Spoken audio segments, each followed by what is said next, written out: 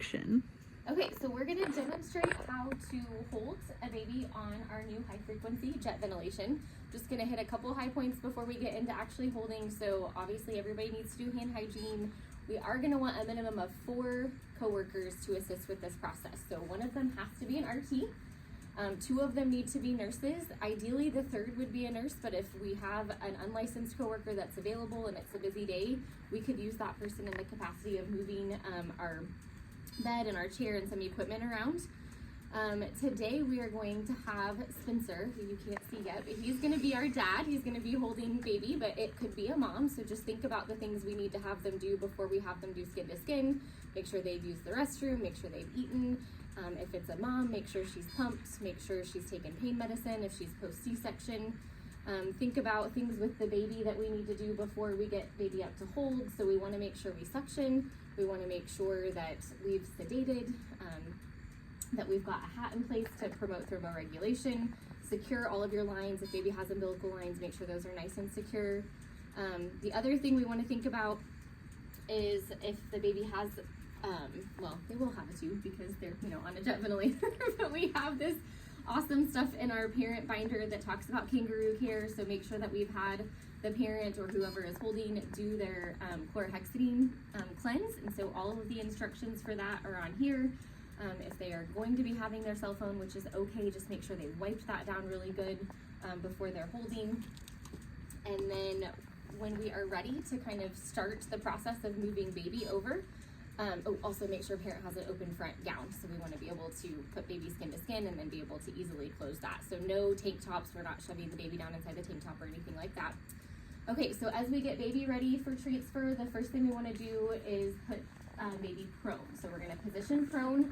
That is the way that we should transfer the baby. So we'll go ahead and rotate our infant.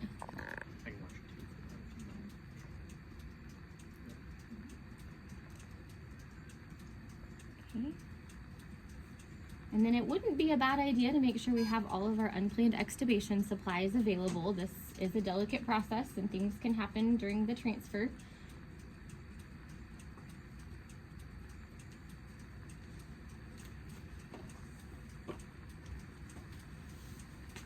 So once we have our baby prone, then we can proceed to pick baby up.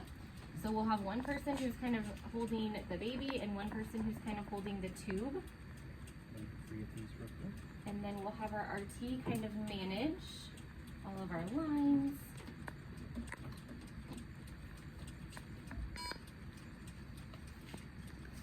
And once we have baby free, then we can move our bed out of the way. And we want to make sure when we're moving the bed out of the way that we leave it plugged in and that the heat stays on, the top stays open, just in case we do have an unplanned extubation. We want to have a surface to put the baby on that's quick, that we can easily get the baby reintubated.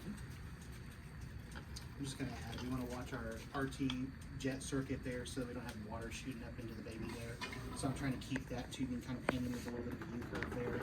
It's clear tubing there.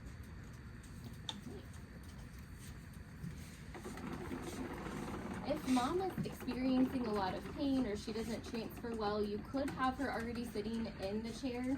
But if she or dad is pretty mobile, it might work best to move the chair in position first and then have them sit down.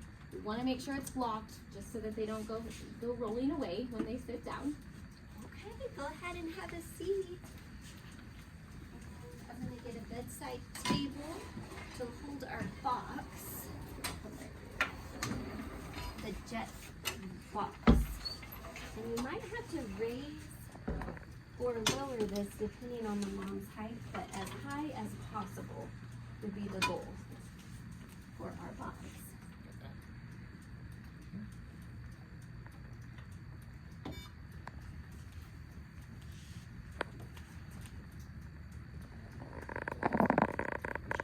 This one right here, which I think is our pulse ox.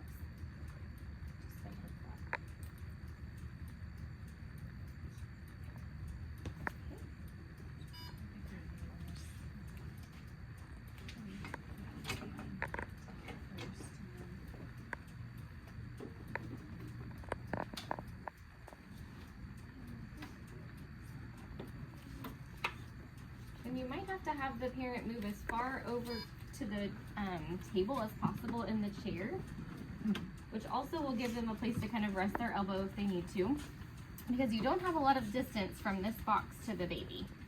Then once we kind of get baby positioned on the chest, we'll pull the snuggle up out from underneath. We've got our nice warm blankets ready and available.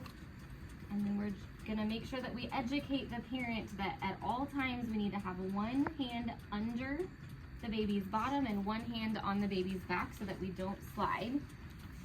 Okay. Does that feel okay? And then our RT is of course going to be working on securing all of our tubing. We can move our vents around if we need to make sure everything looks okay. Might need to add some silk tape to different places. Just turn that box a little bit to be a little bit more slack there for the baby. And then we'll first tape that down. Perfect. Right there's good. Yeah. Thank you. Another piece I'll take back to Dad's on here. And we can recline a little bit if we need to. We can also pop the feet up. That might make our parent more comfortable. And then of course, always make sure that we give them the call light so that they can get a hold of us if they need to. And then remember, we should always have somebody sitting right outside the door anytime we are performing skin to skin, whether that is an RN or an RT, but we need to be able to visualize baby at all times. And then the U thing, Jason, is that right? We want to make sure this Yeah. has a nice You deep can come over here and U. look at this. I'll show you what I'm talking about. So this is a humidified heated circuit. So this fills with, sometimes there'll be some little water buildup here.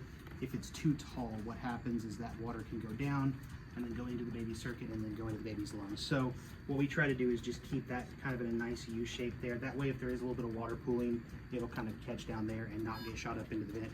You can't drain it that way because that's just not designed for that, and actually doing that will just make it go the wrong way anyway. So we just want to try to, when we're done and just kind of throughout the process, just make sure that we're not in a spot where that's stretched really thin or upright like that, where it's going to end up just causing the baby issues, especially when you're holding, trying to move and reposition, because then you're just going to have probably decompensation in the process. So just try to keep that area there and assess beforehand if you can maybe drain that. The RTs know how to drain that water out of the circuit. So if we, before you get started with this whole move, probably be a good idea to look and see, do we need to get some of that out before we start and go from there.